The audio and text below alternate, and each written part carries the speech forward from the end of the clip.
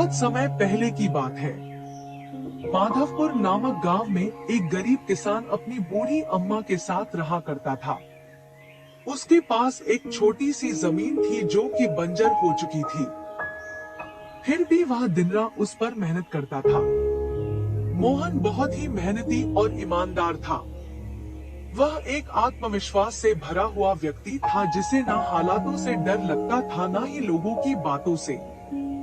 हर दिन सूरज उगने से पहले ही वह उसी आत्मविश्वास के साथ उठता और अपने खेत की ओर बढ़ता जहां सिर्फ बंजर जमीन थी, लेकिन उसके सपनों की हरियाली छिपी हुई थी। उसे यकीन था कि एक दिन उसकी मिट्टी उसे जरूर जवाब देगी, सोने जैसी फसल बनकर। ओ बेटा मोहन, तेरे लिए मैंने जमींदार से बात कर ली है। वो तुझे अपने पास काम पर रख लेंगे। तू भी जाकर उनसे एक बार बात कर ले बेटा। अब हमारे बस की बात नहीं रही। कम से कम वहां रहकर तू अपना गुजारा तो कर पाएगा।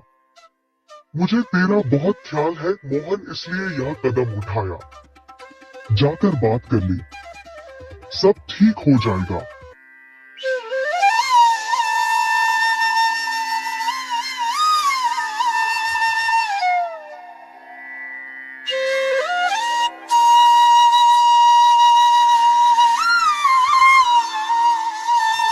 क्या अम्मा, तुमने क्यों बात की वहाँ? मैं नहीं जाऊंगा। हमारा खुद का खेत है तो मैं दूसरों के पास क्यों काम करने जाऊं? मैं गरीब सही मगर खुददार हूँ। मैं अपनी मिट्टी में पला हूँ, उसी में पसीना बहाऊंगा। चाहे जितनी भी मुश्किल हो अम्मा, मैं अपनी ही जमीन पर मेहनत करूंगा, किसी और की नौकरी नहीं करूंगा। अरे मोहन, उस बंजर जमीन में क्या उगाएगा तू? वो जमीन अब बिल्कुल बेकार हो गई है बेटा। ना उसमें नमी बची है ना जान। तू अपनी जिंदगी यूं ही जाया कर देगा। उस जमीन को संवारते संवारते मैं जानती हूँ तेरा हौसला बड़ा है, पर बेटा हौसले से पेट नहीं भरता। तू मेरी बात मान ले। वो जमींदार कम से कम तुझे रोज की रोटी तो देगा। अपनी जिद छोड़ दे बेटा। तू थक जाएगा पर वो जमीन कुछ नहीं देगी तुझे। अरे अम्मा, तुम बेकार में ही इतनी परेशान हो रही हो।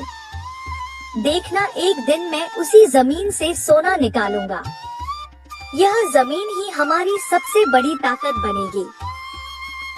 मोहन खेत में काम कर ही रहा था कि तभी वहाँ पर एक आदमी आकर बोला, अरे मोहन भैया, आपको भी मानना पड़ेगा। आप फिर से इस बंजर जमीन पर मेहनत कर रहे हैं। अरे मंगेश भैया, अब क्या करें? जमीन हमसे ज्यादा मेहनत करवा रही है, पर क्या करें? धरती तो माँ समान होती है, जैसा वह चाहे वैसा ही करना पड़ता है। कभी सख्त हो जाती है, कभी चुपचाप सब सह लेती है, कभी बीज को छुपा लेती है तो कभी उसे जीवन दे देती है। हम तो बस उसके बच्चे हैं जो उसके हर रंग को अपनाना जानते हैं। थक तो जाते हैं भैया, पर जब मिट्टी की खुशबू आती है ना तो सारी थकान उतर जाती है। उम्मीद है यह माँ हमें खाली हाथ नहीं लौटाएगी। बस थोड़ा और सब्र, थोड़ा और विश्वास। आप जैसा मूर्ख तो मैंने आज तक नहीं देखा भैया। क्या सोचते हो आप? दुनिया कहां से कहां पहुंच गई और आप अब भी उसी बंजर जमीन से उम्मीद लगाए बैठे हैं।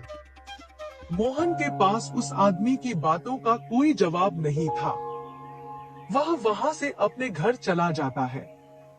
जब दोपहर को मोहन थक हार कर घर पहुंचता है तो देखता है कि माँ बुझे हुए चूल्हे के पास चुपचाप बैठी है। क्या हुआ अम्मा? तुम ऐसे क्यों बैठी हो? खाना क्यों नहीं बनाया? क्या बात है? बेटा, चूल्हा जलाने के लिए लकड़ियां नहीं है, इसीलिए चूल्हा कैसे जलेगा? बस इतनी सी बात है अम्मा। मैं अभी जाकर ले आता हूँ लकड़ियाँ। मोहन लकड़ियां लाने जंगल चला